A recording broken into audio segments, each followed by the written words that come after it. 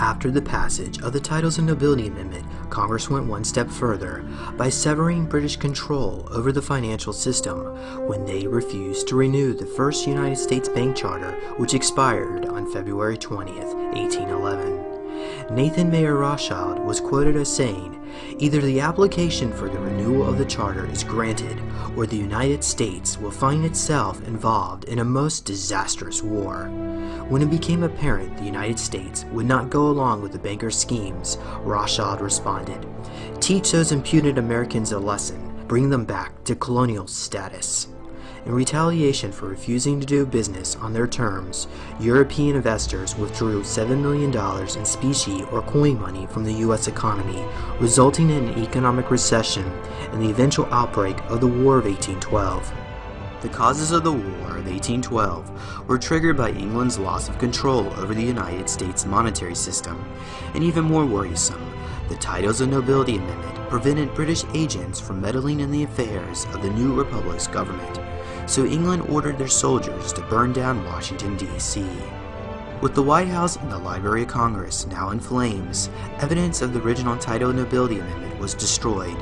The British crown knew the American people would no longer tolerate British rule again, so they returned the Republic back to the American people with one exception. The 13th Amendment was to be removed from the Constitution. This amendment began disappearing from text in 1832 and by 1876 was removed from all official state publications thanks to extreme bribery from the Rothschild banking syndicate.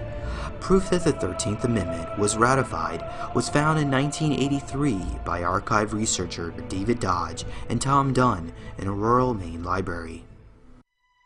After the War of 1812, English bankers, such as the Rothschilds, sought to recapture the American economy. They knew if they could control the money supply, they would not care who created the laws.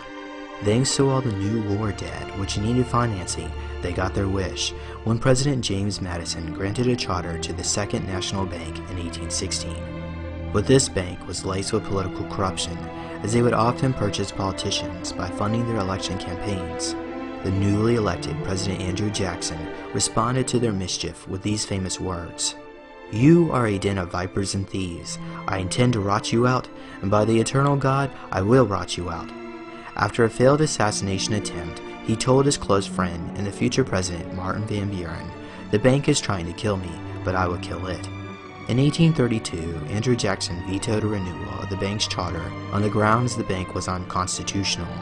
He successfully paid off the national debt for the first time in the nation's history with a surplus of $5,000.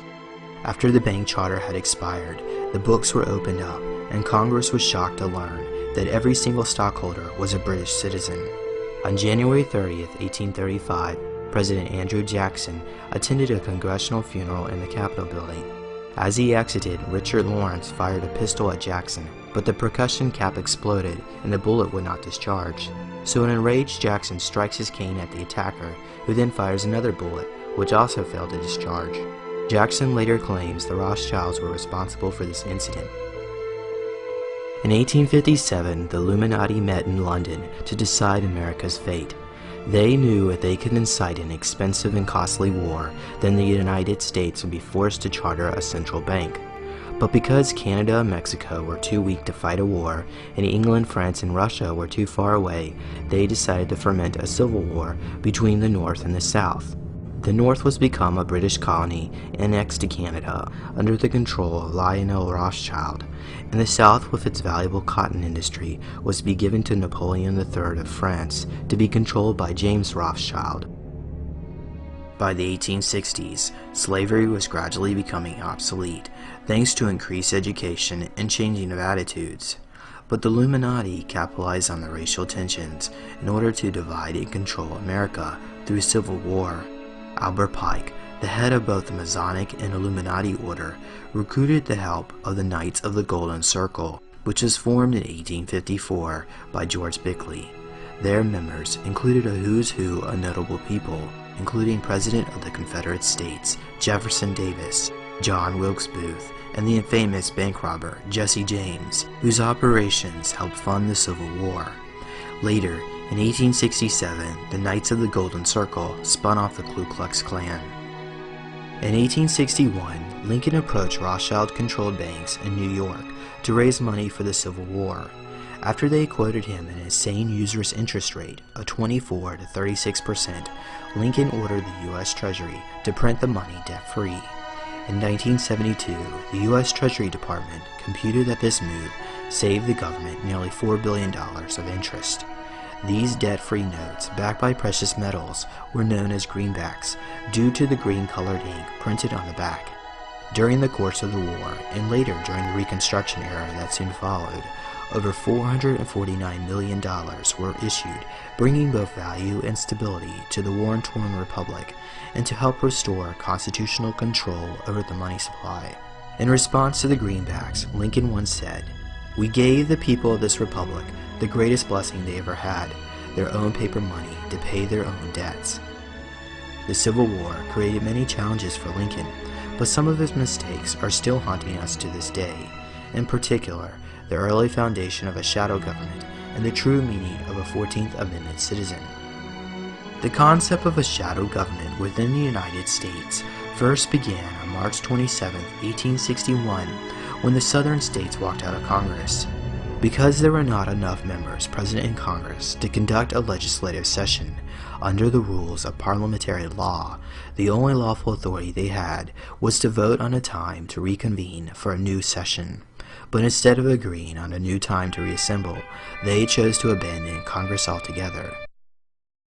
This created a constitutional crisis, which placed Congress in sine die, which literally means without day. In sine die, Congress was no longer a lawful body, and therefore they could no longer declare war under a constitutional authority. In addition, the Constitution of the United States had ceased to exist when parties from the southern states had seceded from the Union, and because northern states had declared their own state legislatures in sine die. In response to the constitutional crisis, on April 15, 1861, Lincoln signed an executive order known as Executive Proclamation 1, which declared a national emergency and placed the federal territories under martial law to be ruled by executive powers. Because the federal government within the District of Columbia did not have any jurisdiction in the state territories, on April 24, 1863, he commissioned General Orders No. 100, also known as the Lieber Code, to extend the laws of the District of Columbia beyond the boundaries of Washington, D.C. into the several states, placing all Americans under military occupation of the United States government. After the conclusion of the Civil War, Lincoln intended to end the Lieber Code and return to constitutional law, but his plans were cut short when he was assassinated. As a result, martial law under a shadow government continues to this day. Not only did the Lieber Code enable Lincoln to sidestep the constitutional crisis, but it also allowed him to navigate around Rothschild-controlled interests. In 1865, the war was now going badly for Lincoln, when he delivered a message to Congress saying, "I have two great enemies, the Southern Army in front of me and the financial institutions in the rear. Of the two, the one in my rear is my greatest foe." In 1862, the Rothschilds' plans for the invasion of the United States was on schedule when England had stationed 8,000 troops in Canada and France had stationed 30,000 troops in Mexico.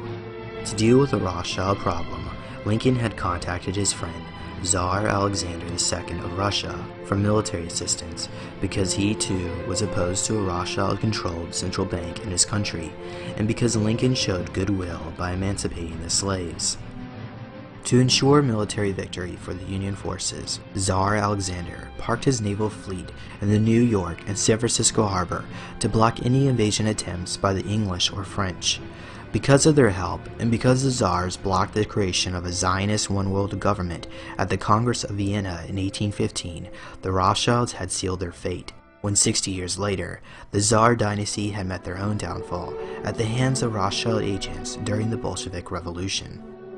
By opposing the Rothschilds and by printing the greenbacks, English bankers had signed President Lincoln's death warrant, so they hired John Wilkes Booth to assassinate Lincoln. Sadly, a local vagrant was found nearby in a hay barn and was innocently charged and sentenced for the crime. After escaping from his captors, John Wilkes Booth lived out the remainder of his life in comfortable surroundings in England. In 1868, the 14th Amendment was ratified, ending slavery by giving all Americans citizenship. All persons born or naturalized in the United States and subject to the jurisdiction thereof are citizens of the United States and of the states wherein they reside. United States Code annotated Amendment 14. However, what the public was not told, that while under the Lieber Code, a 14th Amendment citizen can only be found within the jurisdiction of the United States. That is,